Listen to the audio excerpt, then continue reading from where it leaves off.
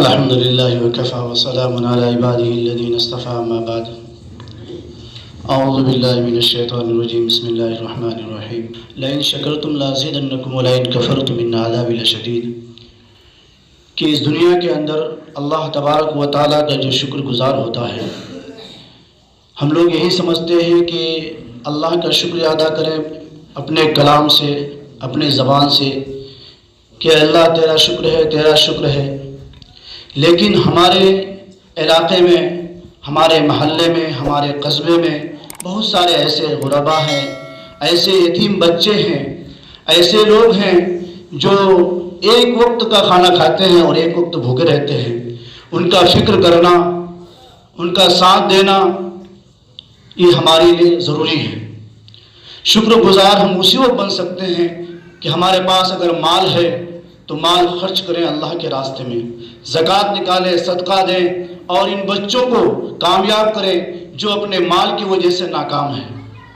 جس کے پاس مال نہیں ہے، دولت نہیں ہے، وہ علم حاصل کرنے سے قاصر ہے، علم حاصل نہیں کر سکتا ہے اپنے مال کی وجہ سے. تو اپنے مال کی زکوٰۃ نکال کر، خیرات نکال کر، صدقہ دے کر ان بچوں کو آگے بڑھائیں. یہ مال کا شکر ہے.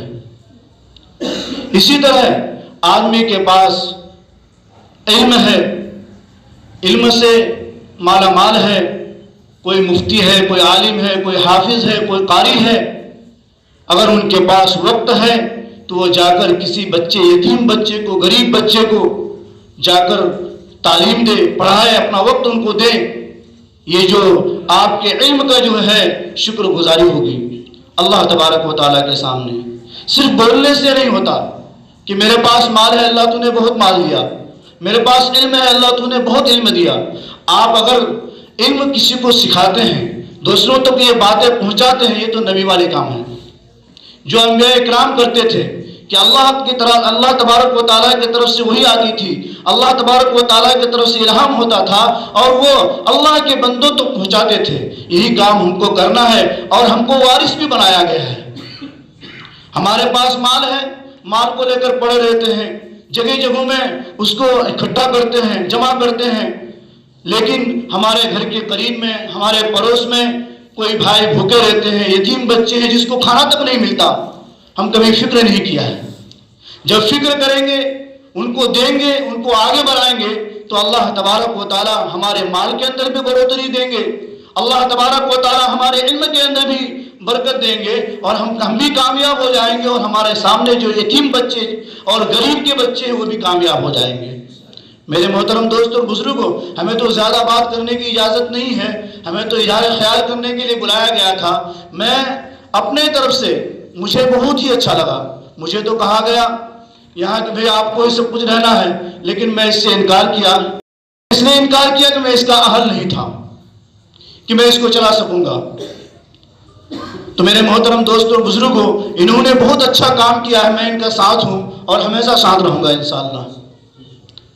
یہ لوگ جو کام کیا ہے بہت ہی اچھا کام کیا ہے. یہ ہمارے لیے بھی ہے، آپ کے لیے بھی ہے، اور غریب غربا کے لیے بھی ہے، تمام عالم انسانیت کے لیے ہے.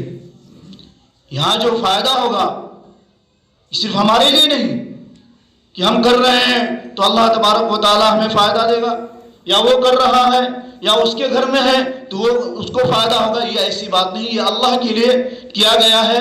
اللہ تبارک و تعالیٰ کو راضی کرنے کے لیے، ان کی خوشنودی کے لیے اللہ تبارک و تعالیٰ کے سامنے اپنے آپ کو پیش کرنا ہے. اپنے علم کو، اپنے علم کے جو ہے ہم نے سیکھا ہے، جو کچھ ہم نے پڑھا ہے اس کا جواب دہی بھی دینا ہے. اس لیے ہم نے اس کام کو شروع کیا ہے، ان بچوں نے شروع کیا ہے، ہمارے ساتھیوں نے شروع کیا ہے. انشاءاللہ اللہ تبارک و تعالیٰ اس میں کامیابی عطا فرمائیں گے، اور ہم لوگ بھی دعا کریں گے. اور حضرت والا سے بھی دعا کی درخواست ہے کہ حضرت بھی دعا کریں کہ اللہ تبارک و تعالیٰ ہماری اس تنظیم کو طاقت رہنے کی توفیق عطا فرمائے، اور اس میں جو عزائم ہے، اس میں جو باتیں لکھی گئی اور کہی گئی ہے، اللہ تبارک و تعالیٰ صحیح معنی پر اس میں عمل کرنے کی توفیق عطا فرمائے. وآخر دعوانا الحمدللہ رب العالمین.